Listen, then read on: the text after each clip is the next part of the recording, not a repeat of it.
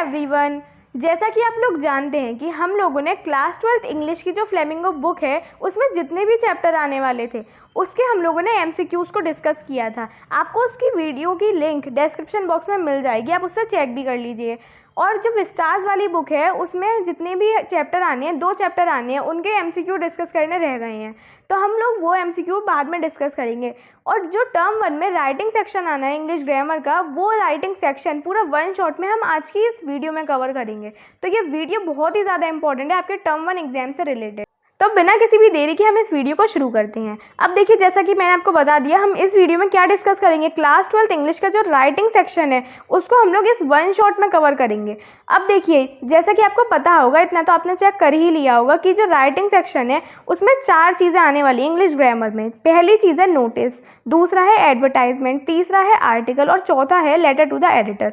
देखिए, आप लोगों ने हो सकता है पहले ये चीज़ पढ़ ली हो, तो आप इससे रिवाइज कर सकते हैं क्योंकि इस वीडियो में एमसीक्यूज़ भी रखे गए हैं। तो आप लोगों को क्या करना है, जब एमसीक्यू आपके सामने आएंगे तो आप लोगों को अपने दिमाग में उन एमसीक्यूज़ का आंसर सोचना है, वीडियो पॉज कर और उसके बाद आपको देखना है कि आप लोगों ने जो आंसर सोचा है वो सही है या नहीं। तो अब चलिए हम फटाफट वीडियो शुरू करते हैं, बहुत ज़्यादा बातें हो चुकी हैं। अब देखिए, हम लोग सीधे आते हैं पहले पॉइंट पर। पहला टॉपिक जो हमारा है वो क्या है, नोटिस। तो पहला टॉपिक नोटिस है। आपको वैसे तो पता ही होगा नोटिस होता क्या है, बचपन से हम लोगों ने नोटिस तो लिखा ही है, ये तो आपको वैसे पता ही होगा। अब सबसे पहले हम लोग आते हैं कि नोटिस होता क्या है। नोटिस मतलब क्या होता है, हमें जब किसी को भी सूचना देनी होती है, कोई हमको बहुत ही इंपॉर्टेंट चीज़ बतानी होती है, जैसे जब हमको कोई पब्लिकली चीज़ बतानी होती है तो उसके लिए हम लोग क्या लिखते हैं, नोटिस लिखते हैं। अब जैसे स्कूल में आप लोगों के नोटिस लगते होंगे, आपने बहुत से नोटिस देखे होंगे, तो यही क्या होता है, नोटिस मतलब सूचना देना। सिंपल सी बात है। अब सबसे पहली बात आती है, नोटिस कितने तरीके के होते हैं। नोटिस बहुत तरीके के लिखे जा सकते हैं, जैसे कि इसमें पहला है नोटिस ऑफ मीटिंग। मीटिंग के लिए नोटिस लिख सकते हैं। अब जैसे एक मीटिंग होने वाली है कहीं पर, स्कूल में हो सकती है, कहीं पर कंपनीज़ में हो सकती है, तो वहाँ पर क्या होगा, मीटिंग के लिए जब नोटिस लिखते हैं तो वो क्या हो गया, नोटिस ऑफ मीटिंग। सेकंड चीज़ आती है इसमें नोटिस ऑफ इवेंट। जब इवेंट हो रहे होते हैं, जैसे स्कूल्स में ज़्यादातर इवेंट होते हैं, तो उसके लिए हम लोग क्या लिखते हैं, नोटिस। जैसे कि आपने देखा होगा कोई चीज़ का सेलिब्रेशन होना है तो स्कूल वाले जो होते हैं वो नोटिस लगा देते हैं ताकि सभी बच्चों को पता चल सके कि कोई कॉम्पिटिशन होने वाला है, कोई टूर होने वाले है या कोई सेलिब्रेशन होने वाला है। तो नोटिस का मेन यूज़ क्या है, सूचना देना। थर्ड चीज़ आती है notice for lost and found. जब कोई चीज़ खो जाती है या कोई चीज़ मिल जाती है तो हम लोग क्या यूज़ करते हैं, नोटिस का यूज़ करते हैं। फोर्थ चीज़ आती है notice for debate, seminar, workshop और अदर लिटरली इवेंट। अब देखिए, नोटिस हम लोग डिबेट के लिए, सेमिनार के लिए, मतलब सिंपल सी बात है कि जितनी भी चीज़ें लिखी हुई हैं इनका मतलब क्या है, आपको सूचना प्रोवाइड करना, आपको किसी बारे में बताना, किसी चीज़ के बारे में बताना, पब्लिकली चीज़ के बारे में बताना। अब देखिए, लास्ट यहाँ पे है notice for appeal and warning. तो देखिए, आप लोगों ने जैसे देखा है जो टाइप ऑफ नोटिस है, इससे आपको क्या समझ आया कि नोटिस मतलब है सूचना देना। बस सिंपल एक हमें कोई बात बतानी है थोड़े ज़्यादा लोगों को, तो वो क्या होता है, नोटिस होता है। अब आते हैं हम नेक्स्ट चीज़ पर। अब देखिए, यहाँ पे आपको सबसे पहले क्या पता होना चाहिए, आपको जैसे तो ये तो पता ही है कि आपके जो टर्म 1 में क्या आने वाले हैं, राइटिंग सेक्शन में क्या आएगा, एमसीक्यूज़ आएंगे। तो एमसीक्यूज़ के लिए आपको क्या पता होना चाहिए कि उसका फॉर्मेट क्या है, वेरी इंपॉर्टेंट थिंग। तो आपको फॉर्मेट तो बहुत अच्छे से पता होना चाहिए नोटिस का। तो देखिए, फॉर्मेट मैंने नहीं रखा है, क्यों, क्योंकि मैं आपको इसको एक एग्जाम्पल के तौर पे समझाना चाहती हूँ। तो आपको क्या करना है, जो मैं आपको अब एग्जाम्पल देने वाली हूँ उसको बहुत ही अच्छे से समझना है, तो आपका जो फॉर्मेट होगा वो बहुत ही अच्छे से क्लियर होगा। अब हम आते हैं यहाँ पे अपने एग्जाम्पल पर। जैसे आपको एग्जाम्पल नंबर 1 दे रखा है, जो कि क्या है, water supply will be suspended for 8 hours. अब देखिए, यहाँ पे हमने किस चीज़ के बारे में बात करी है, वाटर सप्लाई को सस्पेंड कर दिया गया है, मतलब रोक दिया गया है 8 घंटे के लिए। अब आपको यहाँ पे क्या दे रखा है, यहाँ पे टाइमिंग दे रखी है। अब देखिए, नोटिस के अंदर क्या होता है, आपको नेसेसरी डिटेल्स लिखनी होती हैं, ये सबसे इंपॉर्टेंट चीज़ है। नेसेसरी डिटेल लिखना नोटिस का एक पार्ट बोल सकते हैं हम। अब देखिए, नेक्स्ट चीज़ पे आते हैं, हम इसको आगे पढ़ते हैं। ऑन 6 मार्च। अब यहाँ पे देखिए, नेसेसरी डिटेल में सेकंड चीज़ आपको क्या दे रखी है, डेट दे रखी है। फर्स्ट चीज़ क्या थी, यहाँ आपको टाइमिंग दे रखी थी। अब देखिए, आगे पढ़ते हैं, for cleaning of water tank, और यहाँ पे दे दिया रीज़न कि आखिर रीज़न क्या है, हमने जो वाटर सप्लाई को सस्पेंड किया है उसका रीज़न क्या है कि हम वाटर टैंक को क्लीन करेंगे। Right a notice in about 50 words. अब देखिए, एक और इम्पॉर्टेंट चीज़ आती है कि नोटिस जो होता है वो कितने वर्ड्स में लिखा जाता है। आप लोग देखेंगे तो एमसीक्यू भी ऐसा आ चुका है कि नोटिस जो है वो कितने वर्ड्स का होता है, तो आपको क्या लिखना है, about 50 words. Advising the residents to store water for a day. अब ये जो नोटिस लिखा गया है, तो नोटिस में ये पहले बता दिया कि क्या क्या टाइमिंग है, डेट कौन सी है और रीज़न क्या है। उसके बाद बाद नेक्स्ट दे रखा है, तो इसी की वजह से ये जो नोटिस लिखा गया है इसकी वजह से आपको वाटर स्टोर करके रखना है। जो रेजिडेंट्स हैं वहाँ पे रहने वाले, उनको वाटर को स्टोर करके रखना है 1 दिन के लिए। जो डेट आपको दे दी है 6 मार्च। अब नेक्स्ट आगे बढ़ते हैं। यू आर करण। अब आपको यहाँ पे ये भी दे दिया है कि आपका नेम क्या है, और करण कुमार। और सेकेंड चीज़ आपको यहाँ पे, अगर आप लोग गर्ल हैं तो आप लोगों को यहाँ पे क्या लिखना है, करुणा बजाज। ठीक है, अगर आप लोग बॉय हैं तो आपको क्या नाम लिखना होगा यहाँ पे, करण कुमार। और आप लोग गर्ल हैं तो आपको क्या लिखना है, करुणा बजाज। अब यहाँ पे आगे क्या दे रखा है, सेक्रेटरी। अब देखिए आप लोगों की पोस्ट दे दी, ये बहुत इंपॉर्टेंट चीज़ है। जब आप लोग नोटिस लिखते हैं तो आपको पोस्ट भी गिवन होती है, तो आपको यहाँ पे क्या दे दिया, पोस्ट दे दी।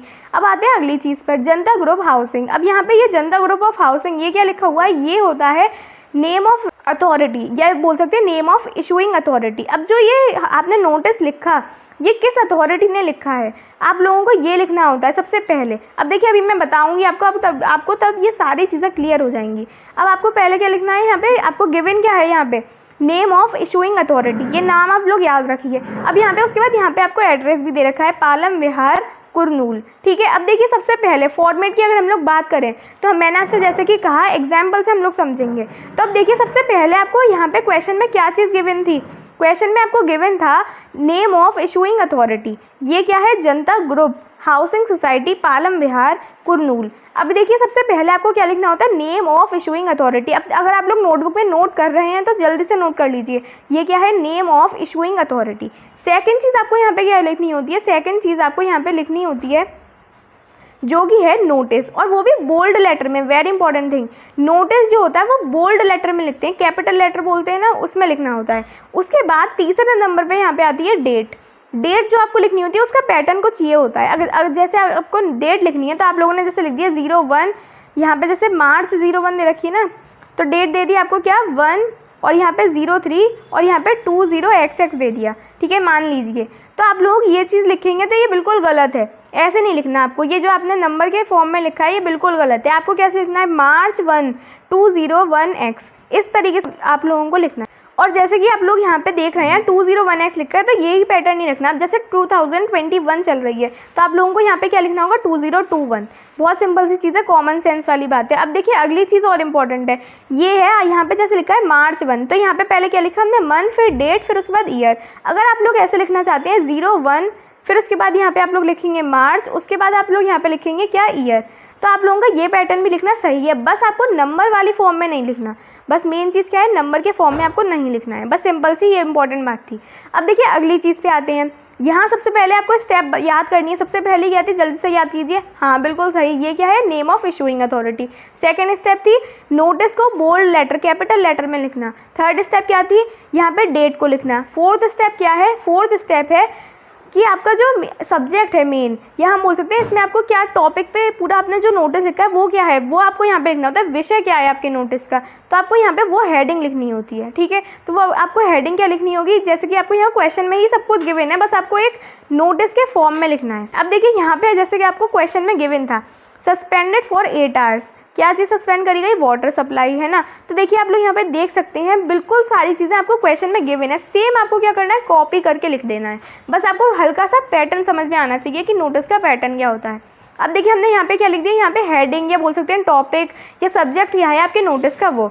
अब उसके बाद नेक्स्ट चीज़ आपको क्या लिखनी है, ये जो लाइन लिखी हुई है यहाँ पर, this is to inform all the residents, या हम यहाँ तक बोल सकते हैं दिस इज़ टू इन्फॉर्म, ये लाइन आपको एज इट इज़ कॉपी करनी होती है। अब देखिए यहाँ पे आप लोगों को क्या इंपॉर्टेंट बात समझ आई। सबसे पहली बात आपको ये 4-5 वर्ड याद रखने हैं। दिस इज़ टू इन्फॉर्म बहुत ही सिंपल से वर्ड है, ठीक है। उसके बाद आपने लिख दिया यहाँ पे क्या क्या काम करना है आपको, या हम बोल सकते हैं यहाँ बॉडी क्या है, ठीक है। जो आप लोग नोटिस लिख रहे हैं बहुत ही कम वर्ड में लिखना होता है, तो आपको मेन पॉइंट टू पॉइंट बात रख देनी है इसके अंदर, कुछ आपको लंबा चौड़ा भाषण नहीं लिखना होता। अब देखिए बस आपने क्या लिख दिया, all the resident regarding the suspension of water supply for 8 hours. बस आपको ये इन्फॉर्म करना था कि वाटर सप्लाई जो है वो सस्पेंड कर दी गई है 8 आवर्स के लिए। क्यों, उसका हमने यहाँ पे रीज़न भी लिख दिया। रीज़न क्या है, वाटर टैंक को क्लीन करना है। अब उसके बाद यहाँ पे एक और इम्पॉर्टेंट पॉइंट क्या है कि आपको यहाँ पे डिटेल लिखनी होती है कि मतलब वाटर सप्लाई जैसे स्टॉप होने वाली है या हम बोल सकते हैं सस्पेंड होने वाली है, तो कब होगी, कितने बजे होगी, जो कि आपको ये अगेन क्वेश्चन में ही सब कुछ गिवन रहेगा। सब कुछ आपको किस में गिवन है, क्वेश्चन में ही गिवन है। बस आपको सिंपल क्या करना है, अगेन कॉपी और पेस्ट आपको करना है और कुछ भी नहीं करना, ठीक है। अब देखिए आगे हम लोग यहाँ पे देखें तो यहाँ पे क्या नेसेसरी डिटेल है, वो है डेट लिख दी, फिर हमने क्या लिख दिया, यहाँ पे टाइम लिख दिया। फिर उसके बाद हमने यहाँ पे क्या लिखा है, बस we request you to store the required amount of water beforehand to minimise the difficulty. बस हमने यहाँ पे लिख दिया कि हमने आपसे रिक्वेस्ट करी है कि प्लीज़ आप लोग कोऑपरेट करें कि हम लोग जो ये जो वाटर सप्लाई को रोक रहे हैं उसके बारे में बस आप लोग थोड़ा सा कोऑपरेट कर सकते हैं। हमने क्या कर दी, यहाँ पे रिक्वेस्ट कर दी, हमें और कुछ भी नहीं करना। अब देखिए last but not the least important चीज़ क्या है, नेम ऑफ द डेजिग्नेशन, और आपने नीचे क्या लिख दिया, सेक्रेटरी। ठीक है, तो यहाँ पे आपको क्या दे दिया, सेक्रेटरी की पोस्ट दे दी है, तो आपको नीचे पोस्ट लिखनी है। और इम्पॉर्टेंट बात एक और है, नेम ऑफ डेजिग्नेशन जो होता है इसके ऊपर, इसके जस्ट ऊपर आपको यहाँ पर क्या करना होता है, सिग्नेचर करना होता है। ये चीज़ यहाँ पे मिसिंग है, तो आपको सिंपल चीज़ क्या याद रखनी है कि आपको नेम ऑफ डेजिग्नेशन के ऊपर सिग्नेचर भी करना होता है। ठीक है, और नीचे आपको डेजिग्नेशन जो आपने ये लिखा है ना, नेम ऑफ डेजिग्नेशन, इसके नीचे क्या लिखना होता है, सेक्रेटरी, मतलब आपकी पोस्ट क्या है। ठीक है, तो इसमें आपकी पोस्ट क्या थी, सेक्रेटरी, तो आपने यहाँ पे क्या लिख दिया, सेक्रेटरी। तो अब जैसे यहाँ पे क्या दे रखा है, नेम ऑफ डेजिग्नेशन, तो नेम क्या है, डेजिग्नेशन, मतलब जिसने ये जो नोटिस लिखा है उसका नेम आपको लिखना है। तो आपको जैसे ये अगेन क्वेश्चन में गिवन ही था कि नेम क्या लिखना होता है। अगर आप लोग बॉय हैं तो आपको क्या लिखना है, करण कुमार, ठीक है, नेम ऑफ डेजिग्नेशन की जगह। और अगर आप लोग गर्ल हैं तो आपको क्या लिखना है, करुणा बजाज। ठीक है, तो आपको यहाँ पे पहले नेम लिख देना है, फिर उसके ऊपर आप लोग को साइन करना होता है। ठीक है, साइन करने के बाद अपना नाम लिखना है, उसके नीचे आपको अपनी पोस्ट लिखनी है, जैसे कि इसमें गिवन था सेक्रेटरी। आई होप आपको समझ आया होगा क्या फॉर्मेट क्या है इसका। ठीक है, अब देखिए रिवाइज करते हैं एक बार इसको पूरा अच्छे से, हमने क्या क्या किया। सबसे पहला स्टेप क्या था, हमें यहाँ पे लिखना होता है इशूइंग अथॉरिटी, नोटिस किसने लिखा, किस अथॉरिटी ने लिखा है। ठीक है, सेकंड चीज़ हमको यहाँ पे क्या लिखनी होती है, सेकंड चीज़ लिखना होता है नोटिस बोल्ड लेटर में। अगेन बहुत इंपॉर्टेंट चीज़ है, नोटिस लिखनी होती है बोल्ड लेटर में। थर्ड इंपॉर्टेंट चीज़ क्या है, मार्च 1, 2001 लिखा हुआ है यहाँ पर। ठीक है, तो आपको यहाँ पे क्या चीज़ इंपॉर्टेंट है, आपको यहाँ पे डेट लिखनी होती है, सिंपल। फोर्थ चीज़ यहाँ पे क्या आती है कि आपको यहाँ पे जो आपका सब्जेक्ट है, मेन हेडिंग क्या बनने वाली है, क्या टॉपिक पे आपने नोटिस लिखा है, आपको वो लिखना होता है। फोर्थ चीज़ ये हो गई। अब आते हैं फिफ्थ चीज़ पर। फिफ्थ चीज़ ये है कि आपको as it is this is to inform, ये चीज़ आपको कॉपी कर देनी है। उसके बाद नेक्स्ट चीज़ क्या है, आपको यहाँ पर जो भी आपका ये नोटिस लिखा जा रहा है उसका मेन पर्पस क्या है, उसका रीज़न क्या है, ऐसा क्यों किया जा रहा है, वो लिखना है। उसके बाद कितनी स्टेप हो गई, 1, 2, 3, 4, 5, और यहाँ पे हमने 6 में ये लिख दिया। सेवन्थ स्टेप में हम लोग क्या करते हैं, डिटेल्स को लिखते हैं। सेवन्थ स्टेप अगर हम लोग लें तो वो क्या है, डिटेल्स लिखना। ठीक है, डिटेल में हम लोग क्या चीज़ लिखेंगे, वो हमें वैसे तो क्वेश्चन में गिवन है, तो हमें क्वेश्चन में क्या चीज़ गिवन है, डेट लिखी थी, टाइम लिखा था। ठीक है, तो हमें ये नेसेसरी डिटेल गिवन थी। अब उसके बाद नेक्स्ट चीज़ क्या आती है कि हमने लास्ट में ये भी लिख दिया कि हम रिक्वेस्ट करते हैं कि आप लोग अपने घर में इतना सफिशिएंट अमाउंट ऑफ वाटर रख लें स्टोर करके कि आपको आगे परेशानी ना हो। तो हमने यहाँ पे रिक्वेस्ट भी कर दी किस बारे में, कि वो पानी स्टोर करके रखें इसके लिए। फिर उसके बाद नेक्स्ट स्टेप क्या है, ये हमने टोटल कितनी मान ली, 8 स्टेप मान ली। ठीक है, 9th नंबर पे आपको क्या करना होता है, सिग्नेचर करना है, जो चीज़ यहाँ पर मिसिंग है। ठीक है, 9th नंबर पे आपको सिग्नेचर करना है। फिर उसके बाद 10th प्लेस पर आपको क्या करना है, यहाँ पे नेम ऑफ डेजिग्नेशन, मतलब जो ये नोटिस लिखा जा रहा है किसके द्वारा लिखा जा रहा है उसका नेम लिख देना है, जैसे कि आपको ये अगेन क्वेश्चन में गिवन था। फिर नेक्स्ट चीज़ क्या है, लास्ट कि आपको सेक्रेटरी मतलब अपनी पोस्ट लिखनी है। यहाँ पे लास्ट चीज़ में आपको क्या लिखनी है, पोस्ट। तो ये सारी इंपॉर्टेंट चीज़ें जो आपको लिखनी होती हैं। और अब मेन इंपॉर्टेंट चीज़ क्या है जिसमें बच्चे गलती करते हैं, वो ये है कि जो नोटिस होता है उसको हमेशा एक बॉक्स में बंद किया जाता है। बहुत ही इंपॉर्टेंट चीज़ है, बॉक्स में बंद करते हैं नोटिस को। अगर आप लोग ये बंद करना भूल गए तो आपके मार्क्स कट ही जाएंगे, ये कन्फर्म है। ठीक है, और इसमें क्वेश्चन भी आ सकता है कि जो नोटिस होता है उसको हमको बॉक्स में बंद करना होता है या नहीं करना होता है। ठीक है, तो आपको क्या करना है, बॉक्स में बंद करते हैं नोटिस को, इट्स कंपलसरी। ओके, तो अब मेरे को लगता है आपको समझ आ गया होगा नोटिस का फॉर्मेट क्या है, किस तरीके से लिखना है, और आपको ये एग्जाम्पल भी समझ आ गया होगा। आगे बढ़ते हैं। अब देखिए हम लोग यहाँ पे मोस्ट एक्सपेक्टेड MCQs जो कि नोटिस इस टॉपिक से बन सकते हैं उनको डिस्कस करेंगे। तो आते हैं पहले MCQ पर। पहला MCQ आपको क्या दे रखा है, word limit for notice is, मतलब आप लोग ने जैसे मैंने आपको बताया था, जैसे नोटिस शुरू किया था कि वर्ड लिमिट क्या होती है नोटिस के लिए, बहुत ही सबसे पहले बताया था और बहुत ही ईजी क्वेश्चन है, वो क्या है 50 वर्ड्स। नोटिस राइटिंग जो होती है इसकी वर्ड लिमिट क्या है 50 वर्ड्स। ठीक है, नेक्स्ट सेकेंड पे आते हैं, इसका आंसर क्या हो गया अभी। सेकंड क्वेश्चन पे आते हैं, वो क्या है, a notice is a message that has information about.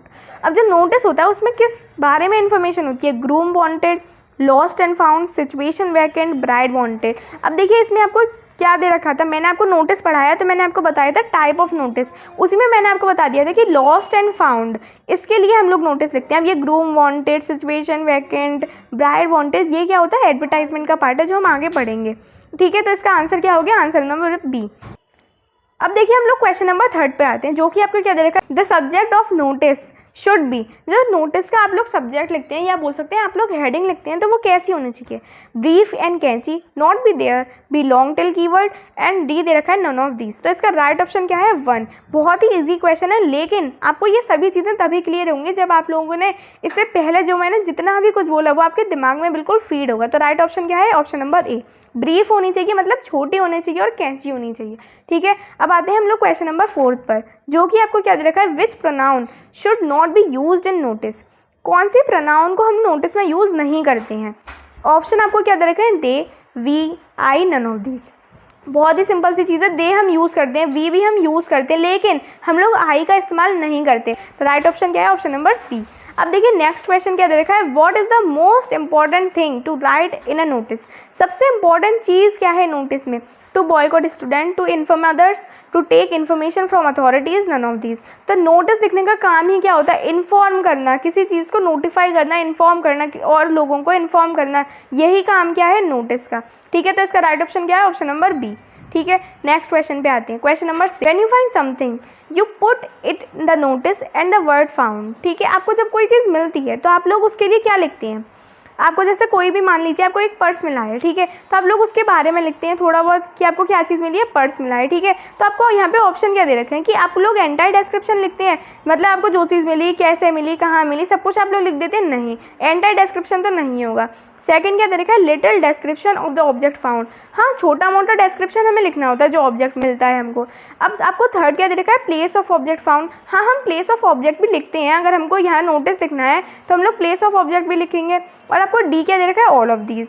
अब देखिए ऑल ऑफ दीज तो नहीं होगा क्योंकि फर्स्ट ऑप्शन इसका गलत है। ठीक है, अब आपको यहाँ पे क्या करना है, बी और सी में से सोचना है। अब देखिए आप लोग प्लेस ऑफ ऑब्जेक्ट भी लिखते हैं वैसे तो देखी जाए, और बी आपको क्या दे रखा है कि आप लोग लिटिल डिस्क्रिप्शन तो लिखते ही हैं। तो मोस्ट अप्रोप्रिएट आंसर क्या है, लिटिल डिस्क्रिप्शन देना। और देखिए अगर हम लोग इसका दूसरे सेंस में मतलब निकालें तो आप लोग जब हेडिंग लिखते हैं, फाउंड, मान लीजिए फाउंड आप लोगों को क्या चीज़ मिली है, फाउंड समथिंग, हम लोग एग्जांपल लेते हैं क्या, पर्स का। ठीक है, तो आपको फाउंड अ पर्स, ए लगा लीजिए। ठीक है, तो आप लोग यहाँ पे क्या लिखते हैं, फाउंड अ पर्स। तो आप लोग इसमें क्या लिख रहे हैं, सिर्फ एक लिटिल डिस्क्रिप्शन दे रहे हैं। यहाँ आपने ये लिखा कि इसका प्लेस क्या है, नहीं लिखा। तो मेन मोस्ट अप्रोप्रिएट आंसर इसका क्या है, ऑप्शन नंबर बी। तो राइट ऑप्शन इसका मोस्ट अप्रोप्रिएट ऑप्शन क्या है, ऑप्शन नंबर बी। ठीक है, अगला क्वेश्चन देखते हैं, is the signature place near the top of the notice. मतलब आप लोग जब नोटिस लिखते हैं तो आप लोग किस चीज़ के टॉप में लिखते हैं सिग्नेचर को। ठीक है, तो मैंने आपको ये बहुत ही अच्छे से बता दिया था जब मैंने आपको पहले ये समझाया। तो इसका राइट ऑप्शन पहले हम लोग इसके ऑप्शन रीड करेंगे। Below the name of the writer, above the name of the writer, above the body of the notice, all of these तो नहीं है, बॉडी के उसमें भी, बॉडी के ऊपर भी नहीं लिखते, जो नेम ऑफ राइटर है उसके ऊपर लिखते हैं, हाँ, बिलो नहीं लिखते। मैंने आपको पहले ही बता दिया कि जो आप लोग राइटर लिखते हैं उसके बिल्कुल जस्ट ऊपर लिखा जाता है क्या, सिग्नेचर किया जाता है। ठीक है, तो इसका राइट ऑप्शन क्या है, ऑप्शन नंबर बी। अब देखिए अगले क्वेश्चन पे आते हैं, विच of the following statement is correct. इनमें से कौन सी स्टेटमेंट जो है वो करेक्ट है। पहला ऑप्शन है notice is of 50 word, second है notice is to inform others, ये दोनों तो ठीक ही हैं। तो देखिए डी ऑप्शन क्या, ऑल ऑफ दिस, ये तो हो गई। अब थर्ड पहले हम लोग पढ़ते हैं, notice and with the subscription. अब देखिए जो नोटिस होता है वो सब्सक्रिप्शन से एंड होता है, मतलब जैसे हम बोल सकते हैं कि जो नोटिस होता है उसके अंदर हम लोग लिख देते हैं अगर हमें रिक्वेस्ट करनी होती है। जैसे हमने एग्जाम्पल देखा था, तो रिक्वेस्ट हमने किस चीज़ के लिए करी थी, रिक्वेस्ट हमने करी थी कि वो लोग अपने घर में वाटर सेव करके रख लें, तो हमने यहाँ पे क्या दे दिया, छोटा मोटा सब्सक्रिप्शन भी दे दिया। ठीक है, तो इसका राइट ऑप्शन क्या है, ऑप्शन नंबर डी, जो कि है all of these. Next question पे आते हैं, the dash of the notice should be very clear, date, time, purpose, place. तो इनमें से कौन सी चीज़ बहुत ही ज़्यादा क्लियर होनी चाहिए, पर्पस क्या है नोटिस का। ठीक है, तो इसका राइट ऑप्शन क्या है, ऑप्शन नंबर सी। ठीक है, अब देखिए अगले क्वेश्चन पे आते हैं, read both statement and choose which option is correct. अब आपको ये दो स्टेटमेंट दे रखी है और आपको देखना है कौन सी स्टेटमेंट सही है। Notice is always written in box, ये बहुत इंपॉर्टेंट पॉइंट मैंने आपको लास्ट में बिल्कुल बता दिया था कि नोटिस को हमेशा बॉक्स में लिखते हैं, तो फर्स्ट स्टेटमेंट तो इसकी सही है। नेक्स्ट पे आते हैं, the word notice is to be just given after the organisation. जो आप लोग ऑर्गेनाइजेशन लिखते हैं उसके जस्ट आफ्टर में ही नोटिस लिखा जाता है, ऑर्गेनाइजेशन मतलब क्या हो गया, अथॉरिटी। उसी के जस्ट नीचे नोटिस लिखा जाता है, वो भी बोल्ड लेटर में जैसे आपको यहाँ दे रखा है। तो दोनों ही स्टेटमेंट इसकी करेक्ट है। क्या है इसका right option? Option number C. अगले क्वेश्चन पे आते हैं, choose the correct order in which of the following occurs in notice. अब देखिए आपको ये क्वेश्चन इंपॉर्टेंट बन के आ सकते हैं। देखिए आपको क्या दे दिया जाएगा, यहाँ क्वेश्चन दे दिया, उसमें आपको यहाँ पे ब्लैंक भी दे सकते हैं कि यहाँ पे क्या चीज़ लिखनी होगी, यहाँ क्या चीज़ लिखनी है। तो आपको ये इसके लिए बहुत अच्छे से तैयार रहना है, ठीक है। अब देखिए क्वेश्चन देखते हैं, यहाँ पे आपको क्या बताना है, ऑर्डर बताना है। अब देखिए फर्स्ट पॉइंट आपको क्या है, designation of writer, date, name of organisation, name of writer, subject of the notice. अब देखिए आपको इसको एक ऑर्डर में लगाना है, ठीक है। तो आपको यहाँ पे ऑप्शन क्या दे रखे हैं, सबसे पहले हम लोग अपने दिमाग से पहले ही लगा लेते हैं। सबसे पहले आप लोग लिखते हैं नेम ऑफ ऑर्गेनाइजेशन, जो कि है थर्ड पॉइंट, ठीक है। फिर उसके बाद आप लोग क्या लिखते हैं, उसके बाद जैसे आप लोगों को यहाँ पे सब्जेक्ट, यहाँ पे नोटिस लिखना होता है, उसका आपको ऑप्शन नहीं है तो आप लोग उसको स्किप करेंगे। फिर सेकंड चीज़ आपको लिखनी होती है यहाँ नोटिस 3-2, ठीक है। तो आप लोग यहाँ पे आसानी से लिख सकते हैं, option number A he match करेगा, ठीक है, 3-2। फिर उसके बाद यहाँ पे फिफ्थ चीज़ मतलब सब्जेक्ट लिखते हैं, सही बात है, फिफ्थ वाला पॉइंट आएगा। फिर उसके बाद यहाँ पे हम लिखेंगे यहाँ पे नेम ऑफ द राइटर, ठीक है, वो भी लिखेंगे। फिर डेजिग्नेशन लिखते हैं। अब जैसे बॉडी वगैरह है वो चीज़ इसमें स्किप करी गई है, तो आपको वो चीज़ स्किप करनी है, जो आपको यहाँ गिवन है उसी के अकॉर्डिंग आपको लगाना है, ठीक है। तो आपको फॉर्मेट बहुत अच्छे से याद होना चाहिए, रट लो उसको बहुत अच्छे से। तो राइट ऑप्शन क्या है, ऑप्शन नंबर ए। अगले क्वेश्चन पे आते हैं। अब देखिए यही क्वेश्चन मैं कह रही थी, बहुत इंपॉर्टेंट क्वेश्चन होते हैं। अब देखिए यहाँ पे आपको क्या दे रखा है, name of the organisation, then bold letter में नोटिस लिखा है या डेट है, फिर यहाँ क्या है 1 और नीचे लिखी है बॉडी। तो आपको बताना है फर्स्ट प्लेस जो है यहाँ पे क्या आएगा। फिर उसके बाद यहाँ पे अगला क्या है, सेकंड पॉइंट लिखा हुआ है, उसके बाद नेम है और डेजिग्नेशन है। नेम जब लिखा जाता है डेजिग्नेशन का, तो उसके ऊपर हम लोग क्या करते हैं, सिग्नेचर करनी है। तो इसका राइट ऑप्शन क्या है, बी, सेकंड वाले का। अब फर्स्ट वाले में क्या करते हैं, बॉडी के जस्ट ऊपर हम लोग क्या करते हैं, हेडिंग को लिखते हैं, बॉडी के जस्ट ऊपर लिखते हैं हेडिंग। तो इसका राइट ऑप्शन क्या है, फर्स्ट का जो है वो डी है और सेकेंड का जो है वो है बी। तो डी और बी, राइट ऑप्शन क्या है, डी और बी। बिल्कुल सही, बिल्कुल करेक्ट हम लोगों ने समझ लिया है। मेरे को लगता है आपको बहुत अच्छे से क्लियर हो गया होगा नोटिस के बारे में। अब हम लोग यहाँ पे बढ़ चुके हैं अपने सेकंड टॉपिक की तरफ, जो कि है एडवर्टाइजमेंट। अब देखिए एडवर्टाइजमेंट के बारे में आपको वैसे तो पता ही होगा। तो एडवर्टाइजमेंट का हिंदी मीनिंग क्या होता है, विज्ञापन लेखन। आप लोगों ने देखा होगा पैम्पलेट छपती हैं, ठीक है, तो वहाँ पे क्या होता है, एडवर्टाइजमेंट रखे जाते हैं, तो विज्ञापन बोलते हैं उसको, सिंपल सी बात है। तो हम लोग इसमें क्या करते हैं एडवर्टाइजमेंट में, ये भी एडवर्टाइजमेंट जो होता है ये बहुत ज़्यादा ग्रुप ऑफ पीपल को बताने के लिए होता है ना। आप लोगों ने जैसे देखा होगा न्यूज़पेपर में एडवर्टाइजमेंट होते हैं अलग अलग तरीके के, ठीक है। तो ये इस चीज़ का एडवर्टाइजमेंट, ये इस चीज़ का, ये इस चीज़ का। अपने जैसे शॉपकीपर होते हैं तो वो अपने जैसे शॉप की कोई चीज़ पॉपुलर करना चाहते हैं, अपनी शॉप को पॉपुलर करते हैं, तो क्या करते हैं, वो एडवर्टाइजमेंट बनवाते हैं, है ना। तो जो शॉपकीपर है वो क्या करते हैं, एडवर्टाइजमेंट बनवाते हैं। ऐसे ही बहुत सी, अब जैसे डॉक्टर्स होते हैं तो वो एडवर्टाइजमेंट बनवाते हैं कि आपको ये अगर कोई भी आपको डिजीज़ है तो आप लोग इसके लिए यहाँ पे आ सकते हैं हमारे क्लिनिक पर। तो यही क्या है, विज्ञापन लेखन मतलब एडवर्टाइजमेंट। अब देखिए यहाँ पे हम लोग आते हैं टाइप्स, एडवर्टाइजमेंट के टाइप्स क्या हैं। अब जैसे हमने नोटिस में देखा वैसे ही हमारे एडवर्टाइजमेंट में कुछ टाइप है। मेनली क्या क्या टाइप है, सिचुएशन, वैकेंट, सेल और पर्पस, लॉस्ट एंड फाउंड। और आपको यहाँ पे फोर्थ क्या दे रखा है, मैट्रिमोनियल, एलियंस। फिफ्थ आपको दे दिया टू लेट और सिक्स्थ आपको दे दिया टूर्स एंड ट्रैवल्स एक्सेट्रा। बहुत तरीके के एडवर्टाइजमेंट होते हैं, मेनली जो हमको पढ़ने होते हैं वो ये हैं। सिचुएशन वैकेंट मतलब जैसे किसी का प्लेस हमें चाहिए, सिचुएशन वैकेंट जैसे कोई कंपनी है वहाँ पे उसको किसी एक पर्टिकुलर पर्सन की सिचुएशन वैकेंट है, जैसे मैनेजर की जो सिचुएशन है वो वैकेंट है, तो उसके लिए वो क्या करेगा एडवर्टाइजमेंट कि हमको एक ऐसा पर्सन चाहिए, ऐसा मैनेजर चाहिए जिसकी ये क्वालिफिकेशन होनी चाहिए, उसके लिए यहाँ पे सिचुएशन वैकेंट है। तो हम लोग एडवर्टाइजमेंट में यहाँ पे ऊपर हेडिंग लिख देते हैं सिचुएशन वैकेंट। कोई चीज़ सेल करनी है तो यहाँ हम लोग हेडिंग लिख देंगे सेल एंड परचेज, ठीक है।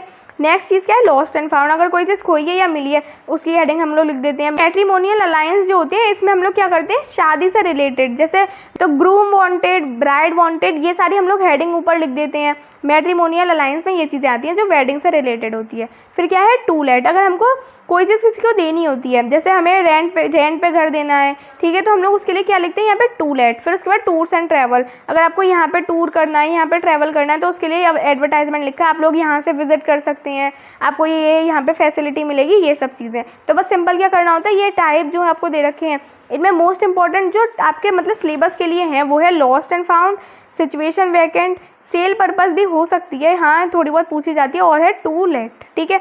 ये सब थोड़ी बहुत इंपॉर्टेंट है। अब आते हैं हम अगली चीज़ पर। अगेन हम इसको कैसे समझेंगे, यहाँ पर एडवर्टाइजमेंट को भी हम लोग एग्जाम्पल की हेल्प से ही समझेंगे। अब देखिए जैसे आपको यहाँ पे एग्जाम्पल क्या दे रखा है, you are general manager of IV software solution.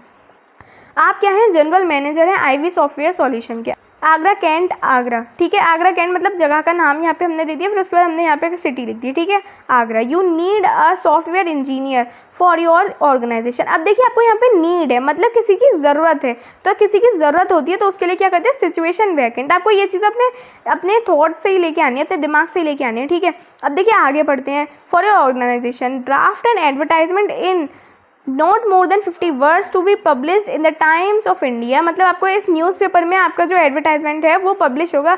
देखा ही होगा आप लोगों ने, ज़्यादातर एडवर्टाइजमेंट कहाँ पे पब्लिश होते हैं, ज़्यादातर जो न्यूज़पेपर है उसमें। जैसे यहाँ पे आपको न्यूज़पेपर का नेम क्या दे दिया है, टाइम्स ऑफ इंडिया।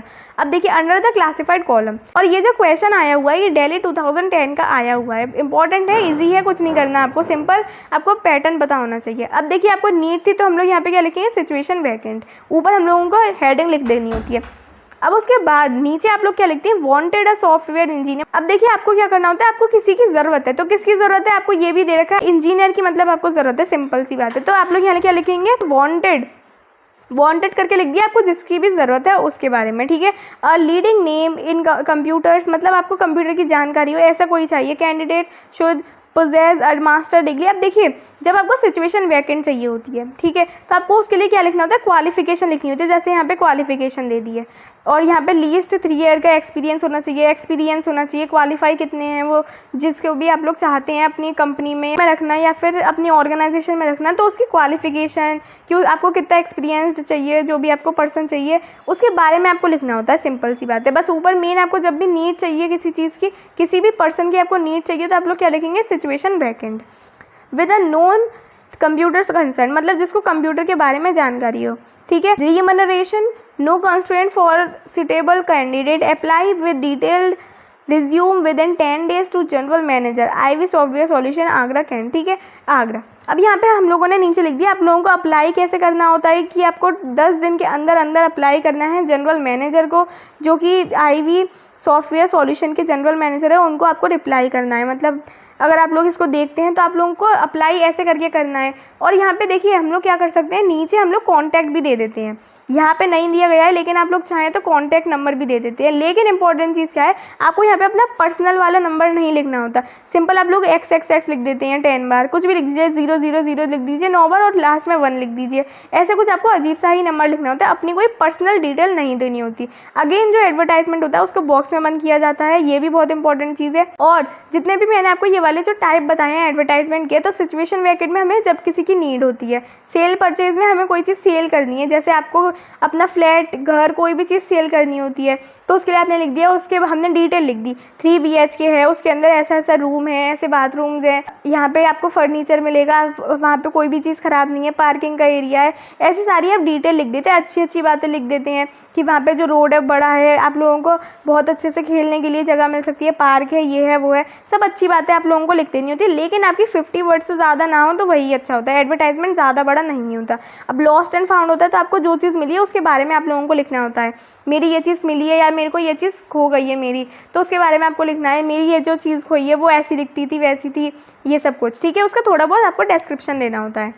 अब देखिए आपको समझ आ गया होगा एडवर्टाइजमेंट का मेन पैटर्न क्या है, किस तरीके से लिखना होता है, ठीक है। बस आपको इंपॉर्टेंट चीज़ क्या याद रखनी है, जब किसी चीज़ की नीड हो तो ये वाला हम लोग यूज़ करते हैं, टूलेट कब यूज़ करते हैं, ये सब आपको पता होना चाहिए। अब देखिए हम लोग यहाँ पे सीधे बढ़ते हैं कुछ इंपॉर्टेंट MCQs पर। अब जैसे आपको यहाँ पे पहला MCQ दे रखा है, which is true for classified advertisement. अब देखिए इंपॉर्टेंट चीज़ क्या है, ये जो आप लोग एडवर्टाइजमेंट अपने इस CBSE के 12th के लिए पढ़ते हैं तो ये होते हैं क्लासिफाइड एडवर्टाइजमेंट, ठीक है, क्लासिफाइड एडवर्टाइजमेंट। अब देखिए हम इस ऑप्शन को रीड करते हैं।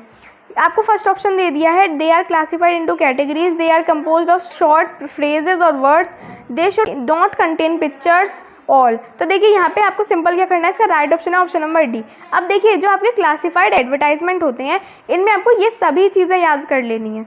आपको ये क्वेश्चन आ सकता है, आपको जैसे दे दिया कि हम लोग कौन से मेनली एडवर्टाइजमेंट यूज़ करते हैं, तो आपको क्या करना होता है, क्लासिफाइड एडवर्टाइजमेंट यूज़ करने हैं।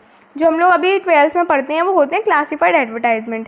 अब देखिए जैसे ये क्वेश्चन भी पूछा जा सकता है कि उसमें हम लोग पिक्चर कंटेंट मतलब पिक्चर का यूज़ कर सकते हैं, तो क्लासिफाइड एडवर्टाइजमेंट के अंदर हम लोग पिक्चर का यूज़ नहीं करते, ये इंपॉर्टेंट चीज़ थी। उसके अंदर हमेशा हम लोग शॉर्ट फ्रेजेस और वर्ड्स का यूज़ करते हैं जो हम लोग क्लासिफाइड एडवर्टाइजमेंट लिखते हैं।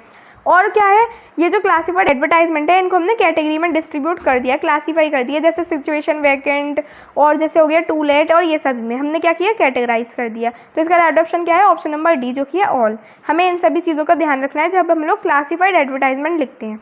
अब हम लोग अगले क्वेश्चन पे आते हैं, वर्ड लिमिट फॉर एडवर्टाइजमेंट। तो वर्ड लिमिट जो होती है एडवर्टाइजमेंट के लिए वो कितनी होती है, ये आपको जो एग्जांपल दिया था उसमें भी गिवन था। तो राइट ऑप्शन क्या है इसका, ऑप्शन नंबर सी 50 वर्ड्स में होना चाहिए मैक्सिमम, उससे ज़्यादा ना हो तो वही अच्छा है, ठीक है।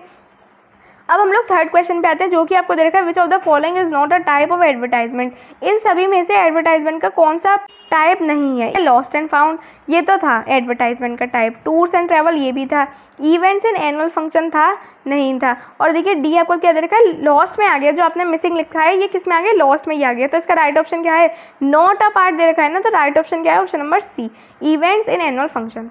अब देखिए अगले क्वेश्चन पे आते हैं, what is added in a classified advertisement of, यहाँ पे ओ जी हो गया, ये ऑफ कर लीजिएगा, सिचुएशन वैकेंट। कौन सी चीज़ हम लोग ऐड करते हैं जब हम लोग सिचुएशन वैकेंट के जो ये एडवर्टाइजमेंट होता है ये लिखते हैं। तो name of the job required, salary लिखते हैं, एजुकेशनल क्वालिफिकेशन जितनी हमको चाहिए वो लिखते हैं, और ऑल मतलब सभी चीज़ें लिखते हैं। सिंपल सी बात है, हमें ये सारी चीज़ें सिचुएशन वैकेंट वाले एडवर्टाइजमेंट में लिखनी होती है। तो राइट ऑप्शन क्या है, ऑप्शन नंबर डी सारी चीज़ें हमें लिखनी होती हैं। अब देखिए अगले क्वेश्चन पे आते हैं जो कि आपको दे रखा है, what is added to the classified advertisement bearing bride wanted heading.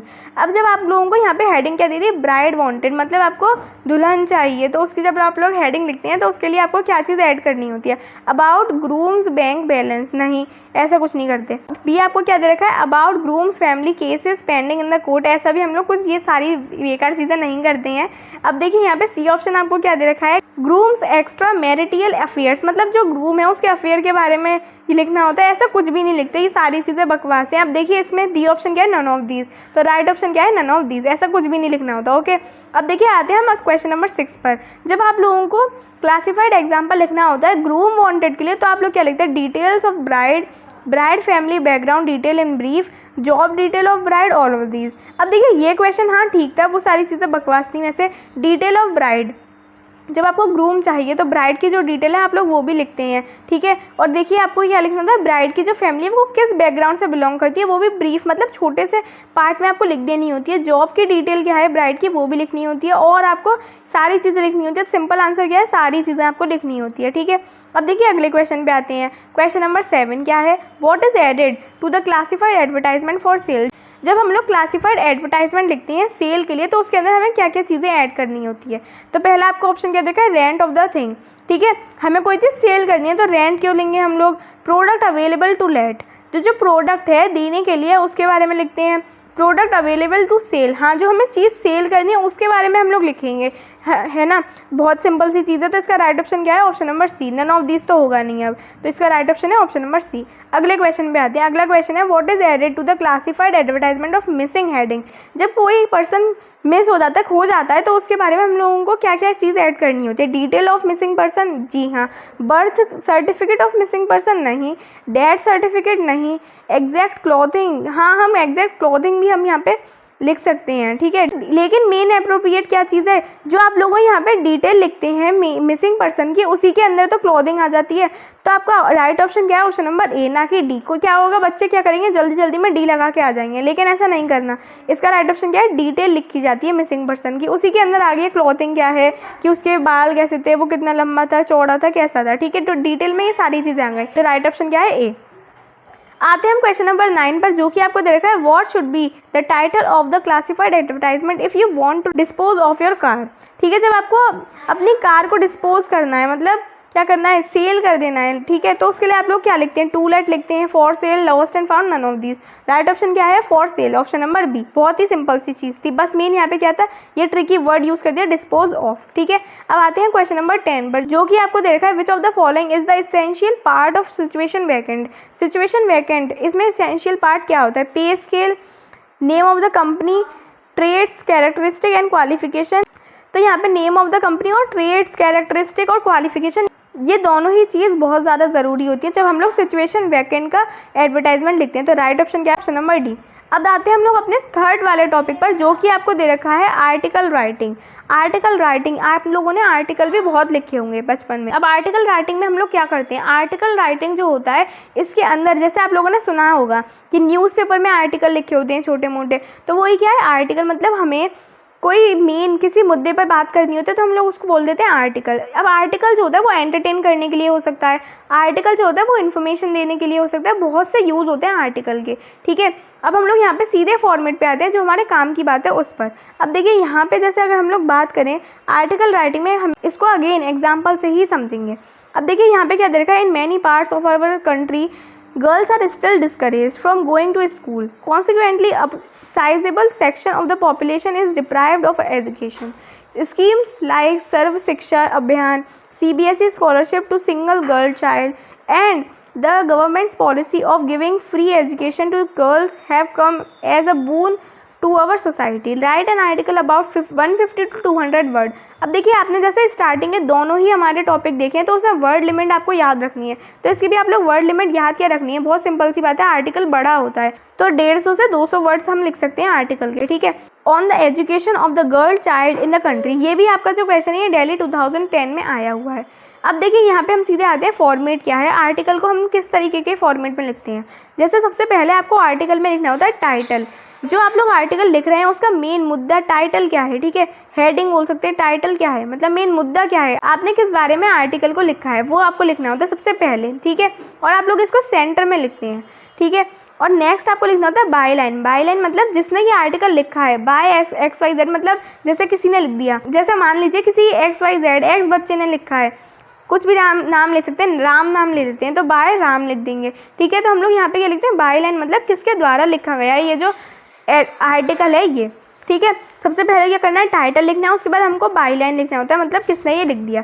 नीचे अब आपको यहाँ पे पूरा डिस्क्रिप्शन देना होता है किसमें, आर्टिकल में, ठीक है, कंटेंट बोल सकते हैं उसको हम लोग। अब देखिए इंपॉर्टेंट बात यह है, कंटेंट में भी हमको कुछ चीज़ें इंक्लूड करनी होती है। अब जैसे कि मैं आपको पहले बता देती हूँ वो, अब देखिए जैसे मैं कंटेंट या फिर सीधे बात करती हूँ एलिमेंट क्या है जो आर्टिकल है उसमें हम लोग को क्या क्या इंपॉर्टेंट चीज़ें इंक्लूड करनी है। सबसे पहली चीज़ होती है हेडिंग, जैसे मैंने आपको बता दी टाइटल, फिर उसके बाद नेम ऑफ द राइटर मतलब बाय लाइन किसने लिखा है, फिर तीसरी चीज़ ये सभी चीज़ें कंटेंट में इंक्लूड होती हैं, जैसे कि इंट्रोडक्शन, आप जो आर्टिकल लिख रहे हैं उसका इंट्रो देना होता है आपको। उसके बाद आपको लिखना होता है डिस्क्रिप्शन ऑफ द टॉपिक, जो टॉपिक आप लोग लिख रहे हैं उसके बारे में थोड़ी हाईलाइटेड पॉइंट्स आपको लिखने होते हैं, उसके एडवांटेज हो गए, डिसएडवांटेज हो गए, कॉज हो गए, फैक्ट हो गए, ये सारी चीज़ें आपको किस में लिखनी होती है, डिस्क्रिप्शन में। फिर क्या लिखते हैं, एंडिंग लिखते हैं, फिर उसके बाद लास्ट चीज़ लिखते हैं कॉन्क्लूजन, ठीक है, एंड ऑफ द आर्टिकल। तो अब आपको समझ आ गया होगा कि आर्टिकल राइटिंग में जो कंटेंट ये टॉपिक होता है इसमें हम लोगों को क्या चीज़ें इंक्लूड करनी है, वो इतना इंपॉर्टेंट नहीं है। बस सिंपल आर्टिकल राइटिंग से जब क्वेश्चन आएगा तो आपसे आ सकता है कि इस आर्टिकल का टॉपिक क्या हो सकता है, ठीक है, टाइटल क्या हो सकता है, उसके बारे में मेनली क्वेश्चन पूछे जाते हैं। और यहाँ पे ये पूछा जा सकता है सेकेंड स्टेप में हम लोग यहाँ पे क्या लिखते हैं, बाय लाइन लिखते हैं मतलब किसके द्वारा। अब देखिए हम लोग अगली बात पे आते हैं। अब जैसे अगली बात हमारी अगेन आप लोग जानते हैं अगली बात क्या है, MCQ का डिस्कशन करना। तो अब देखिए पहला MCQ हमको क्या दे रखा है, which of the following is true about body of the article. Body मतलब क्या है, ये कंटेंट के बारे में बात करी गई है।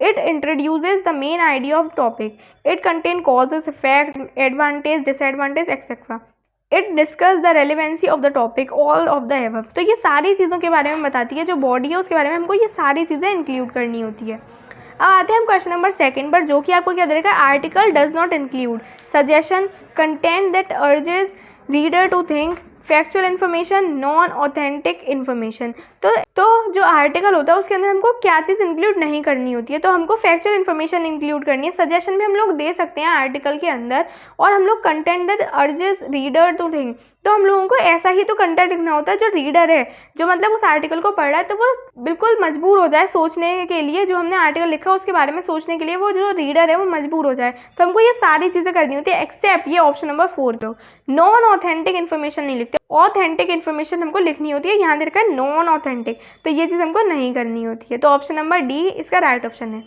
अब देखिए हम आते हैं क्वेश्चन नंबर 3 पर, जो कि आपको दे रखा है, what should be the first paragraph of an article be about. जो पहला पैराग्राफ होता है आर्टिकल का वो किसके बारे में होता है, मैंने आपको बता दिया है पहले ही, brief introduction of the topic, consequency, conclusion. तो राइट ऑप्शन क्या है? Option number C. Brief introduction देते हैं हम टॉपिक का, ठीक है, बता दिया है मैंने आपको, कोई भी चीज़ मिसिंग नहीं है, ठीक है। आते हैं क्वेश्चन नंबर 4 पर, जो कि आपको दे रखा है how should article writing ended. जो आर्टिकल राइटिंग होती है वो कैसे एंड होती है? Thanking the audience, greeting with audience with suitable conclusion all. तो देखिए ये इंपॉर्टेंट चीज़ है, आपको पता होना चाहिए, इससे एमसीक्यू आ भी सकता है। जो आर्टिकल राइटिंग का एंड होता है वो होता है, क्या करते हैं कुछ बच्चे की थैंकिंग लगा देते हैं, थैंक यू नहीं करते आर्टिकल के अंदर, ठीक है। आर्टिकल के अंदर हमको एक सुटेबल कॉन्क्लूजन लिखना होता है, वही हमारा आर्टिकल का एंड होता है। तो राइट ऑप्शन है ऑप्शन नंबर सी। हमको एक सुटेबल कॉन्क्लूजन लिख देना होता है आर्टिकल राइटिंग में, कोई थैंक नहीं करना होता, कोई ग्रीटिंग नहीं करनी होती, ऑल तो इसका आंसर होगा ही नहीं, ठीक है। ऑप्शन नंबर सी इसका करेक्ट है। आते हैं क्वेश्चन नंबर 5 पर, जो कि आपको दे रखा है what should be the ratio of active and passive voice in an article. अब ये थोड़ा ट्रिकी क्वेश्चन है कि जो एक्टिव एंड पैसिव वॉइस होते हैं एक आर्टिकल के अंदर, तो उनका रेशियो क्या होना चाहिए। आप लोग एक्टिव पैसिव वॉइस का कितना रेशियो में यूज़ कर सकते हैं, ओवरलोडेड यूज़ नहीं कर सकते, जैसा कि आप लोग को पता ही होगा। तो इसका राइट ऑप्शन क्या हो जाएगा? ऑप्शन नंबर सी, 7:30 के रेशियो में, मतलब एक्टिव वॉइस जो आप लोग रखते हैं वो 70% रख सकते हैं और जो पैसिव वॉइस है वो है ओनली 30%। बहुत ही इंपॉर्टेंट और ट्रिकी क्वेश्चन मान सकते हैं, ठीक है, बहुत कम बच्चों को इसका आंसर मिला होगा, ठीक है। अब हमारा क्वेश्चन नंबर 6 दे रखा है वर्ड लिमिट। अगेन मैंने आपको जैसे ही बताया था कि हर एक में हमसे वर्ड लिमिट पूछी जा सकती है। तो इसका राइट ऑप्शन क्या है? 150 से 200 वर्ड्स। बहुत ही इजी क्वेश्चन, ठीक है, मैंने आपको बता दिया था पहले ही। ऑप्शन नंबर सी इसका करेक्ट है। अब देखिए क्वेश्चन नंबर 7 क्या दे रखा है? Article is a. आर्टिकल क्या है? शॉर्ट पीस ऑफ राइटिंग नहीं, लॉन्ग पीस ऑफ राइटिंग। हाँ, जो आर्टिकल होता है वो लॉन्ग पीस ऑफ राइटिंग है, जैसे आपको पता ही है 150 से 200 वर्ड्स में हम लोग लिखते हैं आर्टिकल को। लॉन्ग टेल ऐसा कुछ भी नहीं है और नन ऑफ दिस इसका होगा नहीं। तो राइट ऑप्शन क्या है? Option number B. अब देखिए हम आते हैं क्वेश्चन नंबर 8 पर, जो कि आपको दे रखा है what is the fluency in the article writing. क्या फ्लुएंसी रखनी होती है आर्टिकल राइटिंग में? इसके आपको ऑप्शन दे रखे हैं, ability to weave the content together, ability to set the content apart, ability to find out the pros and cons. अब देखिए यहाँ पे जो आर्टिकल राइटिंग है उसकी फ्लुएंसी क्या होनी चाहिए, और डी आपको क्या देखा है? None of these. तो देखिए यहाँ पे हम लोग पहले समझते हैं एबिलिटी टू वीव टुगेदर का मतलब क्या है। कंटेंट हमारा जो है उसको एक साथ रख के हम बताते हैं आर्टिकल के अंदर, वही क्या होता है? आर्टिकल राइटिंग, एक परफेक्ट आर्टिकल राइटिंग, वही क्या होती है? फ्लुएंसी आर्टिकल राइटिंग के अंदर। अब जैसे अगला क्या है? सेट द कंटेंट अपार्ट, मतलब कंटेंट है उसको पहले कुछ लिख दिया, पहले कुछ लिख दिया, फिर कुछ लिख दिया, ऐसे नहीं करना होता। Ability to find pros and cons, तो ऐसा भी नहीं होता, हमें प्रोज एंड कॉन्स ही नहीं बताने होते, हमें क्या करना होता है? पूरी कंटेंट को एक साथ रखना होता है। तो राइट ऑप्शन क्या है? ऑप्शन नंबर ए, ठीक है। सारी चीज़ जो हमारा कंटेंट है उसको एक साथ रख के हमें आर्टिकल के अंदर फ्लुएंसी लेके आनी होती है, अलग अलग तोड़ के नहीं लिखना होता। अगले क्वेश्चन पे आते हैं, जो कि आपको दे रखा है what are the constituents of the format of the article writing. क्या क्या मेन फॉर्मेट में क्या क्या चीज़ें आती हैं? वो है heading, writer name, both A B, none of this. बहुत ही सिंपल क्वेश्चन है, वो है both A B. Option number C correct हो गया। आते हैं अगले क्वेश्चन पर, जो कि आपको दे रखा है you should think about dash to write an article. तो आपको किस बारे में सोचना है जब आप लोग आर्टिकल के बारे में लिखते हैं, आर्टिकल लिखते हैं, तो आपको किसके बारे में सोचना है? No articles are for everyone. Article सबके लिए नहीं होते, नहीं ऐसा नहीं है, सबके लिए होते हैं। ऑडियंस के बारे में सोचना होता है, हाँ बोल सकते हैं। और सी आपको क्या दे रखा है? The article will depend on what the article is. जो आर्टिकल है वो सिर्फ इस पर डिपेंड करता है कि आर्टिकल हम किसके बारे में लिख रहे हैं, वो और किसी चीज़ पर डिपेंड नहीं करता, ऐसा भी नहीं है। तो और डी आपको दे रही है नन ऑफ दीज। तो हम क्या बोल सकते हैं, जो आर्टिकल है, जब आप आर्टिकल को लिखते हैं तो आप लोग अपने बारे में नहीं सोचते ना, आर्टिकल के मेन टॉपिक के बारे में सोचते हैं। आप आर्टिकल को ऐसे लिखते हैं कि आप ऑडियंस को समझा सकें। तो राइट ऑप्शन क्या है? Option number B. अब हम लोग सीधे अपने चौथे पार्ट पे आ चुके हैं, वो बिल्कुल लास्ट पार्ट है, जो कि है लेटर टू द एडिटर। और इसी के साथ अब ये कंप्लीट करने के बाद हमारी वीडियो का भी एंड जल्द ही हो जाएगा। अब देखिए हमारा लेटर टू द एडिटर जो फोर्थ पार्ट है, उसमें हम लोगों को क्या करना होता है। आपने लेटर टू द एडिटर वैसे 9th या 10th में तो पढ़ा होगा, 11th में भी जहाँ तक है पढ़ लिया होगा। मेन आपको क्या करना है, लेटर टू द एडिटर का आपको फॉर्मेट लर्न होना चाहिए। फॉर्मेट क्या है लेटर टू द एडिटर का, ये आपको बहुत अच्छे से पता होना चाहिए, इसी से ही क्वेश्चन आपके बन जाएंगे। और देखिए मेन क्या है, लेटर टू द एडिटर में आपसे किस किस चीज़ से क्वेश्चन पूछा जाएगा। पहला तो फॉर्मेट हो गया, दूसरा क्या हो जाएगा, लेटर टू द एडिटर के अंदर दूसरी चीज़ हो जाएगी सब्जेक्ट जो लिखा जाता है इसके अंदर, वो सब्जेक्ट क्या लिखेंगे हम। जैसे हम लोग सब्जेक्ट कैसे लिखते हैं, हमें क्वेश्चन में गिवन तो कुछ होता है, लेकिन हमको थोड़ा अपने वर्ड में भी बनाना पड़ता है, तो वो क्या है, सब्जेक्ट भी हम लोगों को सोच के लिखना होता है, तो इस पर क्वेश्चन आ सकता है। तो सिंपल सी चीज़ है, लेटर टू द एडिटर में फॉर्मेट पता हो और थोड़ा सब्जेक्ट की नॉलेज हो कैसे लिखा जाता है। और जैसे लेटर टू द एडिटर की एंडिंग कैसे होती है वो, ठीक है। अब हम लोग यहाँ पे सीधे मूव करते हैं इसके फॉर्मेट पे। फॉर्मेट आपको क्या दे रखा है लेटर टू द एडिटर का, वो है पहली चीज सेंडर्स एड्रेस, सेकंड है डेट, थर्ड है रिसीवर्स एड्रेस, फोर्थ है सब्जेक्ट, फिफ्थ है सैल्यूटेशंस, और सिक्स्थ है बॉडी ऑफ द लेटर, और सेवेंथ है कॉम्प्लीमेंट्री क्लोजर। तो ये पूरे लाइन बाय लाइन 1 2 3 4 आपको करके ये सेम पॉइंट अपने नोटबुक या फिर आप लोग जैसे याद करें या स्क्रीनशॉट ले रहे हैं तो ऐसे सेम आपको ये याद होनी चाहिए लाइन बाय लाइन, एक ऐसी लाइन होनी चाहिए बिल्कुल अच्छे से। 1 पे ये, सेकंड पे ये, थर्ड पे ये, फोर्थ पे ये, फिफ्थ पे ये, सिक्स पे ये, सेवन्थ पे ये, आगे पीछे कुछ भी नहीं करना है आपको। और एक इंपॉर्टेंट चीज़ ये भी है कि मैंने जो इससे पहले वाले CBSE के अभी लेटेस्ट अगर हम लोग देखें पिछले साल वाले में, तो ये भी था कि जो हम लोग सब्जेक्ट लिखते हैं उससे पहले भी हम लोग सैल्यूटेशन को लिख सकते हैं, वो चीज़ गलत नहीं मानी जाएगी। लेकिन आप लोग सब्जेक्ट के बाद भी सैल्यूटेशन लिख सकते हैं, वो चीज़ गलत नहीं है, ठीक है। बस सिंपल सी एक ये चीज़ थी, आप लोग कंफ्यूज मत होइएगा। आप लोग इसको ऐसे लिखेंगे तो भी आपका गलत नहीं होगा, बिल्कुल सही होगा, ठीक है। बस आपको फॉर्मेट में ये लाइन बिल्कुल अच्छे से रटी होनी चाहिए कि सेंडर का एड्रेस, फिर डेट, फिर उसके बाद रिसीवर का एड्रेस, फिर सब्जेक्ट, फिर सैल्यूटेशन, फिर बॉडी, फिर कॉम्प्लीमेंट्री क्लोजर, ठीक है। अब हम लोग यहाँ पे अगेन इसको कैसे समझेंगे एग्जाम्पल से, क्योंकि एग्जाम्पल से आपको अच्छे से समझ आ रहा होगा। अब हम जैसे इसका एग्जाम्पल देखें तो आपको दे रखा है SAF पब्लिक स्कूल, कोई पब्लिक स्कूल दे दिया Chandigarh, is planning to take a group of 40 senior student to Shimla on an excursion during the summer vacation. Mr. Mohandas, the teacher in charge of excursion and field trips, write a letter to Tours and Travels Chandigarh asking them to organize the tour. Write this letter given details of preference such as dates of journey, transport, accommodation etc. Delhi 2009 में आया हुआ question है ये, ठीक है। अब देखिए यहाँ आपने ये पूरा पढ़ लिया होगा तो आपको यहाँ से क्या चीज़ समझ आई है, आपको यहाँ पे एक लेटर लिखना है, किसको, टूर्स एंड ट्रैवल की एक कंपनी दे दी है उसको हमको लेटर लिखना है। क्यों, क्योंकि जो 40 सीनियर स्टूडेंट हैं उनका एक ग्रुप जा रहा है चंडीगढ़ से, कहाँ पर, शिमला जा रहा है वो, ठीक है, on the excursion during the summer vacation. क्यों समर वैकेशन है, इसकी वजह से, ठीक है। तो हम लोगों को क्या करना है, एक लेटर लिखना है जिसमें हमको प्रेफरेंस डिटेल लिखनी है such as date of journey, फिर उसके बाद हमें ट्रांसपोर्ट के बारे में लिखना है, एकोमोडेशन लिखनी है और बाकी सारी चीज़ें। अब देखिए हम लोग यहाँ पे अगेन फॉर्मेट जो बताया उसी के अकॉर्डिंग चलेंगे। सबसे पहली चीज़ क्या है, सेंडर का एड्रेस। सेंडर कौन है, SAF पब्लिक चंडीगढ़ स्कूल, ये वाला है ना, SAF पब्लिक स्कूल है जो कि चंडीगढ़ का है, तो हमने यहाँ क्या लिख दिया, सेंडर का एड्रेस लिख दिया। First point clear. सेकंड चीज़ आती है यहाँ पर डेट। डेट लिखते हैं हम लोग, डेट हम लोग लिखेंगे, हमने जब ये जो लेटर है वो लिखा है, फिर लेटर लिख दिया है 18 अप्रैल 20XX, मतलब कोई भी यहाँ पे ईयर हमको दे दी होगी, जैसे हम 2021 में लिखेंगे तो 2021 लिख देंगे, ठीक है। फिर उसके बाद नेक्स्ट चीज़ आती है रिसीवर्स एड्रेस। हम लोग ने जैसे पढ़े हैं पॉइंट, अगेन थर्ड चीज़ क्या है, रिसीवर का एड्रेस। अब देखिए रिसीवर कौन है, रिसीवर है मैनेजर, ठीक है। यहाँ पे आपको जैसे गिवन है मैनेजर को, आपको ये लेटर है ये लिखना है, मैनेजर को लिखना है कहाँ का, ABC कोई भी, मतलब हमें टूर्स एंड ट्रैवल का नेम तो ले नहीं रखा है तो हम लोग यहाँ पे ABC लगा देते हैं आगे, ठीक है।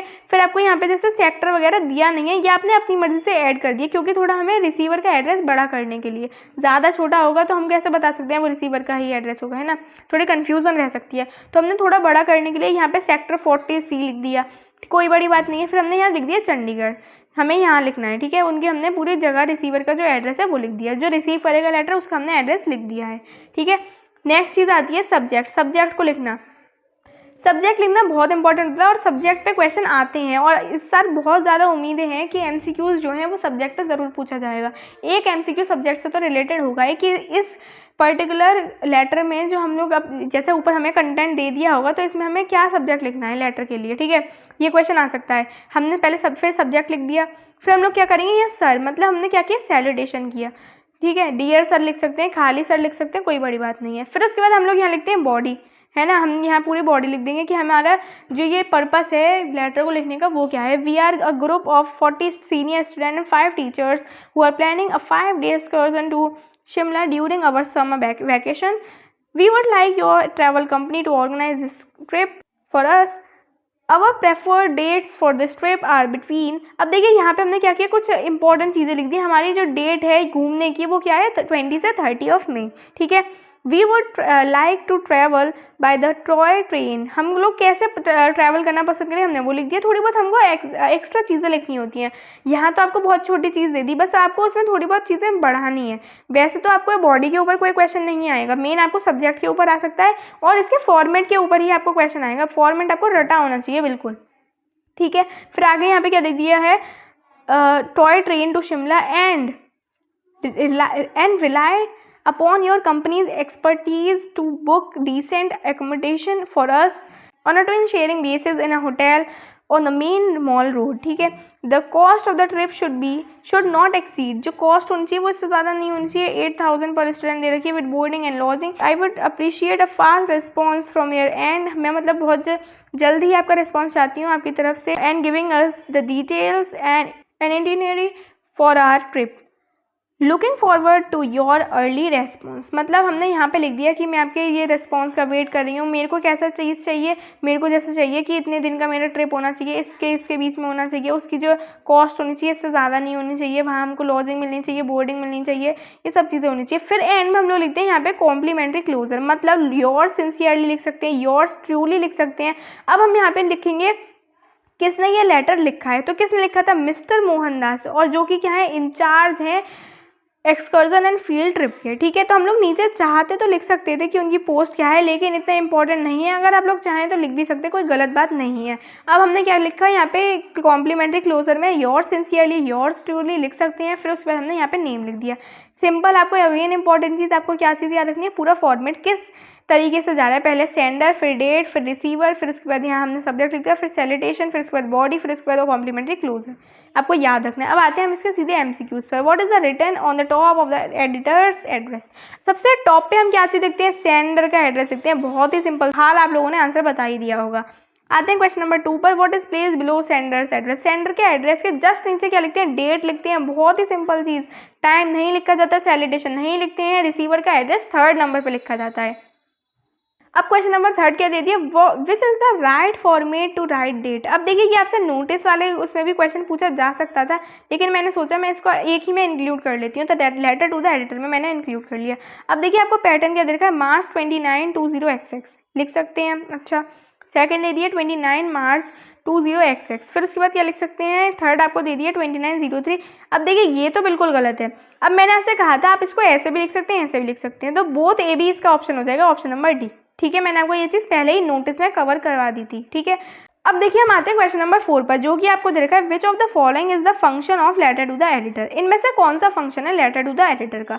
ऑप्शन आपको क्या दे दिए, गिव ओपिनियन इन एग्रीमेंट और डिसएग्रीमेंट रिगार्डिंग एन इशू। अब देखिए लेटर टू द एडिटर जो होता है वो ज़रूरी नहीं है टूर से रिलेटेड हो। लेटर टू द एडिटर जो होता है उसमें हम लोग क्या कर सकते हैं, उसके अंदर हम लोग इशू के बारे में भी बात करते हैं। तो हाँ, ये ए ऑप्शन हो सकता है। हम लोग अग्रीमेंट, डिसएग्रीमेंट, इस इशू के बारे में भी बात करते हैं। ठीक है। आपको बी क्या दे रखा है, make complaint about public institution. ऐसा कुछ नहीं होता, कंप्लेंट वगैरह हम कुछ भी नहीं करते। Bring issue of social interest under the concern of authority. हाँ, जो सोशल इंटरेस्ट है, मतलब जो पब्लिक चाहती है, कुछ ऐसे हम इशू को लेके आते हैं और उसका कंसर्न दिखाते हैं अथॉरिटी के लिए, तो हमें हाँ ऐसा करते हैं। सी ऑप्शन भी हो सकता है। तो डी आपको क्या दी थी, बोथ ए सी। तो इसका मोस्ट अप्रोप्रिएट आंसर क्या हो जाएगा, ऑप्शन नंबर डी, जो कि है बोथ ए एंड सी। अब आते हैं क्वेश्चन नंबर 5 पर, जो कि आपको दे रखा है, which of the following is not the correct tone of letter to the editor. इनमें से कौन सी करेक्ट टोन नहीं है लेटर टू द एडिटर की। पर्सनल चीज़ लेटर टू द एडिटर में नहीं लिखते। अम्यूजिंग नहीं, अम्यूज भी नहीं करते। फॉर्मल, हाँ फॉर्मल है। सीरियस भी हो सकता है वैसे अगर हम लोग देखें। और फ्रस्ट्रेटेड नहीं करते। ठीक है। 1, 3, 1, 2 and 5, 1, 2 and 5, option number A आपको दे रखा है, तो यही इसका हो जाएगा, क्योंकि नॉट दे रखा था, तो ऑप्शन नंबर ए इसका बिल्कुल सही है। क्वेश्चन नंबर 6 आपको दे रखा है, what should be the tone while writing letter to the editor. यहाँ टी हटा दीजिएगा। अब देखिए लेटर टू द एडिटर की टोन कैसी होनी चाहिए, अम्यूजिंग नहीं होनी चाहिए, अभी बात करिए। ग्रेटफुल, हाँ ग्रेटफुल इसको हम लोग रख सकते हैं, हो सकती है। एरोगेंट नहीं होनी चाहिए, अनग्रेटफुल नहीं होनी चाहिए, तो आंसर क्या हो जाएगा, ग्रेटफुल। ठीक है। Option number B is correct. Question number 7 आपको दे रखा है, which of the following is the perfect line to commence the letter to the editor. सबसे परफेक्ट लाइन क्या है to commence the letter to the editor.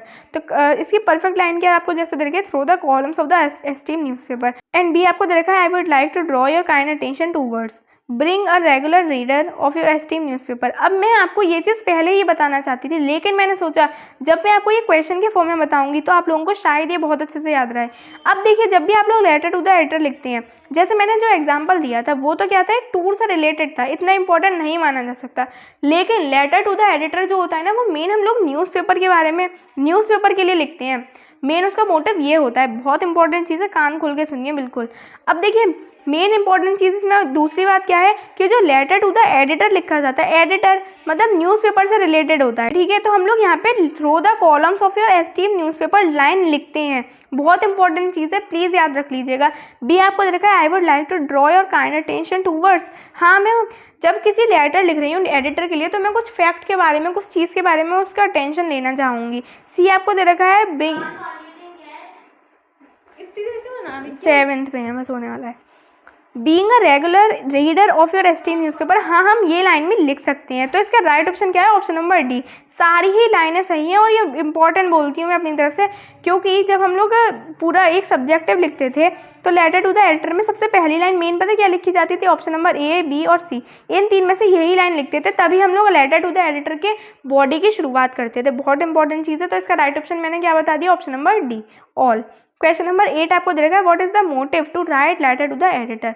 Letter to the editor को लिखने का मोटिव क्या होता है? To ask him to take attention, to threaten him to take attention, threaten नहीं करते, टू ऑर्डर हिम, ऑर्डर भी नहीं करते हैं, to request him to give some space to your views in his column that can help in sorting the out of the problem. तो आपको इन सबको आपने जब पढ़ा, एक्शन लेने के लिए हम सोच सकते हैं, ठीक है। और डी आपको क्या रखा है? टू रिक्वेस्ट, रिक्वेस्ट भी कर सकते हैं। तो इसका जो राइट ऑप्शन हो जाएगा वो हो जाएगा मतलब to request him to give some space. हम रिक्वेस्ट करते हैं कि वो स्पेस दें to your views in his columns that can help in sorting out of the problem. तो हमारा राइट ऑप्शन क्या है? Option number D. अगले क्वेश्चन पे आते हैं, what is incorrect about letter to the editor. क्या चीज़ गलत है? मस्ट बी फॉर्मल, हाँ फॉर्मल लैंग्वेज में होना चाहिए। मस्ट टेक रेलिवेंट इन्फॉर्मेशन, हाँ उसमें रेलिवेंट इन्फॉर्मेशन भी होनी चाहिए। इनफॉर्मल लैंग्वेज नहीं। Must be complete in all respect. तो इसका राइट ऑप्शन क्या है? ऑप्शन नंबर सी, क्योंकि इनकरेक्ट पूछा था तो इनकरेक्ट के अंदर हमारी गलत चीज़ क्या है? ऑप्शन नंबर सी गलत है। लास्ट क्वेश्चन पे आते हैं, what is the correct way to write the subscription. मतलब जो एंडिंग होती है उसका करेक्ट वे क्या है, ठीक है। तो उसका करेक्ट वे क्या है? Your truly, yours truly, you truly, none of this. तो मैंने आपको बता दिया था योर्स ट्रूली, यही करेक्ट वे होता है लिखने का सब्सक्रिप्शन का, ठीक है। राइट ऑप्शन है ऑप्शन नंबर बी। तो इसी के साथ हमने इस वीडियो में कंप्लीट कर लिया है अपने इंग्लिश ग्रामर के पूरे पोर्शन को। जितना भी राइटिंग सेक्शन में आना था, जो एमसीक्यू पूछे जाने थे हम लोगों से, वो हमने बहुत ही अच्छे से कवर कर लिए हैं। प्लीज़ इस वीडियो को शेयर कर दीजिएगा, क्योंकि इसके पीछे सच में बहुत ज़्यादा मेहनत लगती है और आई होप आपको समझ आता होगा कि उसमें मेहनत लगती ही है। एंड एक और इम्पॉर्टेंट चीज़, लाइक और सब्सक्राइब करना बिल्कुल मत भूलिएगा, क्योंकि आप लोग जब लाइक करते हैं बहुत ही अच्छा फील होने लगता है कि जो मैंने पढ़ाया है वो आपको अच्छे से समझ आ चुका है। आपको सब्सक्राइब करना नहीं भूलना। आप जो एक सब्सक्राइब होता है वो बिल्कुल फ्री होता है, आपको उसके लिए कुछ करना ही नहीं होता, बस सब्सक्राइब का एक बटन दबाना होता है। लेकिन जो आप लोग वो बटन दबाते हैं ना, वो मुझे इतना मोटिवेट करता है कि मैं आगे की वीडियो बनाने के लिए बहुत ही ज़्यादा पावरफुल फील करती हूँ, बहुत एनर्जेटिकल फील करने लगती हूँ। एंड एक और इम्पॉर्टेंट लास्ट चीज़, आप प्लीज़ कमेंट करके बता दीजिए ये आपको वीडियो कैसी लगी। मेरे को जहाँ तक लगता है आपको वीडियो अच्छी लगी ही होगी। सारे आपका जो राइटिंग सेक्शन है वो एक ही वीडियो में कंप्लीट करा दिया है। आपको ये वीडियो पसंद आई हो, कमेंट करना मत भूलिएगा, क्योंकि कमेंट ये बता देता है कि आपको कैसी लगी है ये वीडियो, समझ आया नहीं आया। सब्सक्राइब कर लीजिए, लाइक कर दीजिए एंड कमेंट करके बता दीजिए और शेयर ज़रूर कीजिएगा। Keep studying and thank you for watching.